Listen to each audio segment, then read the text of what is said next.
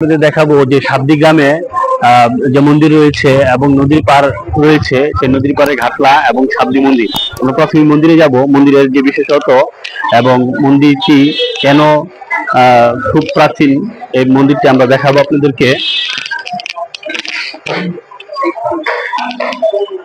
আপনারা দেখতে পাচ্ছেন মন্দিরের দেয়ালে লেখা, বিভিন্ন ধরনের লেখা রয়েছে, বিভিন্ন গুরুজনের বাণী রয়েছে, স্বামী বিবেকানন্দ, সাধু নাগ মহাশয়, বাবলনাথ ব্রহ্মচারী।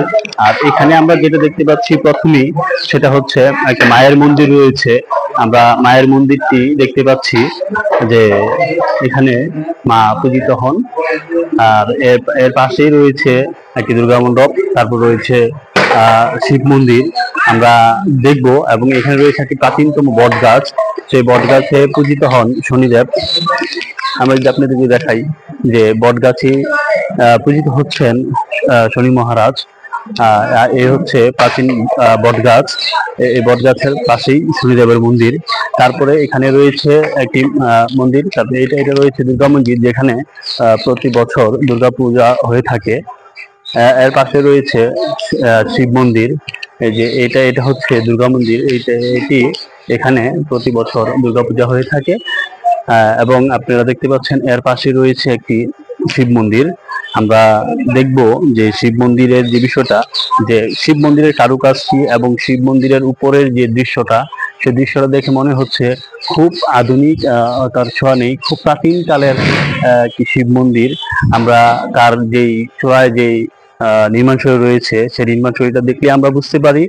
এবং আপনারা দেখতে পাচ্ছেন যে ভিতরে যেই প্রতিমা রয়েছে এবং মহাদেবের যে প্রতিমা রয়েছে, সেটি হচ্ছে পাথরের, আমরা যেটা দেখতে পাচ্ছি। এবং আপনারা দেখতে পাচ্ছেন যে এর পাশেই রয়েছে আমাদের ব্রহ্মপুত্র নদ, যেটি এই ব্রহ্মপুত্র নদের পাশেই কিন্তু আপনার এই মন্দিরটি। আর এই ব্রহ্মপুত্র নদটা কিন্তু হচ্ছে আপনার যে যেখানে আপনার পরশুরামজি তার কুঠার বন্ধ হয়ে গেছিল, নাঙ্গলবন্ধ, এর পাশে রয়েছে এই সাবদি গ্রাম। আর এই সাবদি গ্রামই হচ্ছে এই যে সুন্দর মন্দির। এখানে একটা মন্দির, এটা হচ্ছে বাজারের মন্দির, সাবদি বাজারের মন্দির। আর ওপাশেই রয়েছে আপনার আরতি কালী মন্দির এবং একটি লোকনাথ মন্দির। আমরা যাব সেখানে গিয়ে আমরা সেটা দেখবো যে এখানে লোকনাথ মন্দির এবং কালী মন্দির যে রয়েছে, তার প্রতিষ্ঠাতা লোকনাথ মন্দিরটা একদিন প্রতিষ্ঠা করেছে, সেটি হচ্ছে নারায়ণগঞ্জের বিশিষ্ট ব্যবসায়ী, আমরা সেটা জানি। এবং কালী মন্দিরটা অনেক প্রাচীন। আমরা এখন সেখানে যাব। বন্ধুরা, আমরা দেখতে দেখতে চলে আসলাম সেই মন্দিরে। যে মন্দিরে যাওয়ার আগে আমি দেখাতে চাই যে এখানে একটি সুন্দর ঘাটলা করে দিয়েছে দর্শনার্থীদের জন্য, স্নান করার জন্য যে সুন্দর ঘাটলা। তারপরে এখানে রয়েছে শ্মশান। আমরা একটু ঘাটলার দিকে যাব, যে ঘাটলাটি কত সুন্দর করে দিয়েছে। ঘাটলাটি আমরা একটু দেখবো যে নদীর পাড়ে যে ঘাট, সেই ঘাট এখানে আমরা দেখতে পাচ্ছি। এটি মূলত যখন স্নান উৎসব হয় তখন এই ঘাটলাটিতে স্নান করা যায়। স্নান করে, বা এটা যেহেতু ব্রহ্মপুত্রের সাথে ব্রহ্মপুত্র নদী, আপনার যদি নাঙ্গলগঞ্জ স্নানের সময় আসে, নাঙ্গলগঞ্জ যদি স্নান না করতে পারে তাহলে সাবদি চলে আসবেন। সাবদিতে স্নান করলেও কিন্তু আপনার একই পূর্ণ হবে, সেরকম দ্বিমত নাই। তো এখন আমরা যেটা দিয়ে যাচ্ছি সেটা হচ্ছে আমরা এখন যাব যে বাবা লোকনাথের যে মন্দির রয়েছে সেই মন্দিরের দিকে। এবং এখানে এই মন্দির, বাবা লোকনাথের যে মন্দিরগুলা সেইটা করেছে, যে প্রতিষ্ঠা করেছে, সে প্রতিষ্ঠা করেছে তার স্ত্রীর স্মৃতি রক্ষার্থে।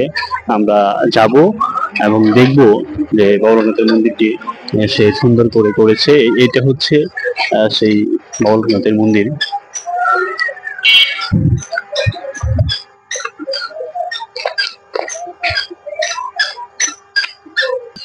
যে এখানে একটি মায়ের মন্দির রয়েছে, মা এখানে পূজিত হন, আমরা যেটা জানি। এখানে মা পূজিত হচ্ছেন। এই মন্দিরটা মূলত আগেই ছিল, তারপরে ওই পাশে দীপক কুমার সাহা তার স্ত্রী আরতি রানী সাহার সম্মান রক্ষার্থে একটি শ্রী শ্রী লোকনাথ ব্রহ্মচারী অর্থাৎ বাবা লোকনাথের মন্দির প্রতিষ্ঠা করেছে। আমরা সেদিকে এখন যাব, যে অনেক সুন্দর করে সে এই মন্দিরটি করেছে। সেই মন্দিরটি আমরা দেখব। আপনারা দেখতে পাচ্ছেন যে বারুদিতে যে সিস্টেমে আপনার ধ্বজা উড়ানো হয় সেই ধ্বজা উড়ানো হয়েছে, এবং যে মন্দির সেই মন্দিরটি নির্মাণ করা হয়েছে নির্মাণ শৈলী প্রতিটা মন্দিরই আপনি দেখতে পাবেন যে বারুদি হোক আর যেখানে হোক, অর্থাৎ মন্দির নির্মাণ শৈলী বা মন্দিরের কারুকাজ বা মন্দিরের যে নির্মাণের যে একটা ধাঁচ রয়েছে বা নির্মাণ শৈলীর যে একটা সিস্টেম রয়েছে না। আজকে শনিবার, তারপরও অনেক দর্শনার্থী এখানে ঘুরতে রয়েছে। আমরা যাকে দেখতে পাচ্ছি উনি হচ্ছে সেই আরতি রানী সাহা, যিনি নাকি দীপক কুমার সাহা বাবুর সহধর্মিণী। তার স্মৃতি রক্ষার্থে দীপক কুমার সাহা এই মন্দিরটি প্রতিষ্ঠা করেছে। তারপর হচ্ছে ওই পাশে যে শ্মশান রয়েছে সেই শ্মশানেরও প্রতিষ্ঠা করেছেন তিনি দীপক কুমার সাহা তার সহধর্মিণীর স্মৃতি রক্ষার্থে। এখন আমরা যেটা দেখতে পাচ্ছি যে বাবা লোকনাথের মন্দির। কথা নমস্কার, ভালো আছেন? জি, আমরা একটু জানতে চাচ্ছি যে এই মন্দিরটি যে প্রতিষ্ঠা করেছেন দীপক কুমার সাহা বাবু তার সহধর্মিণীর স্মৃতি রক্ষার্থে। এখন আপনি যে এখানে যে অন্নপ্রাশন হয় এটা সিস্টেমটা কি, বা কিভাবে আসলে কেউ অন্নপ্রাশন করাতে পারবে, বা নিয়মটা কি একটু বলতে এখানে আসবো, আসি মনে করেন দেন বাবার এখানে মিষ্টান্ন আমরা বাবার ভোগ দিই, ভোগের প্রসাদ হিসাবে এই বাচ্চার মুখে আমরা প্রসাদ দিয়ে থাকি। এটা তারা যদি ভোগ দিতে চায় বা খাওয়াতে চায় তাহলে কি অগ্রিম টাকা পেমেন্ট করতে হয়?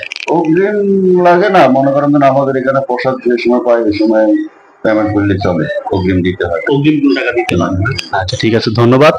আপনার দর্শক আপনি জানতে পারলেন যে যদি কেউ অন্নপ্রাশন দিতে চায় তাহলে তাকে অগ্রিম কোনো কিছু লাগবে না, শুধু এখানে চলে আসলেই চলবে বাচ্চাকে নিয়ে, তাহলে তারা অন্নপ্রাশনের ব্যবস্থা করে দিবে।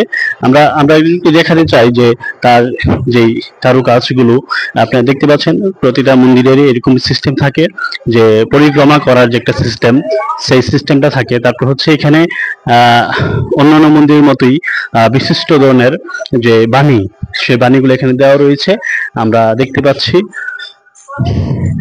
প্রতি মন্দিরে এরকম বাণী দেওয়া থাকে, গুণীজনদের বাণী দেওয়া থাকে। অ্যাকচুয়ালি যারা এখনো আসেননি বা আসতে যাচ্ছেন বা অন্নপ্রাশনে দেওয়াতে চাচ্ছেন আপনার বাচ্চাকে বাবা মন্দিরে এসে, তারা চলে আসতে পারেন। খুব সিম্পল, কোনো খরচ নেই, কোনো হেডেক নেই। আপনি আসলেই এখানে সব ব্যবস্থা করে দিবে। আমরা এখন যাব একটু যে বিষয়টা বা আপনাদেরকে দেখা, বাড়িতেই এই বিষয়টা থাকে যে তুলসী গাছ, আর এখানে রয়েছে বিশাল বড় জায়গা, অর্থাৎ খুব সুন্দর চমৎকার ভাবে তিনি তার সহধর্মিণীর স্মৃতি রক্ষার্থে খুব সুন্দর করেছেন। ধন্যবাদ বন্ধুরা আমাদের থাকার জন্য। আমাদের চ্যানেল এরকম আরো অনেক ভিডিও দেখার জন্য, অনেক ভিডিও সবার আগে পাওয়ার জন্য আমাদের সাথে থাকবেন। আমাদের চ্যানেলকে সাবস্ক্রাইব করে অল বেলটি বাজিয়ে দিবেন, সবার আগে আমাদের ভিডিওটি পেয়ে যাবেন, এবং সাবস্ক্রাইব করে দিবেন আমাদের চ্যানেলটাকে। ফেসবুকে আমাদের ভিডিও দেখার জন্য আমাদের একটা ফেসবুক পেজ রয়েছে, এই নামে ফেসবুক পেজ, সেটিকে ফলো করে দিবেন। ধন্যবাদ।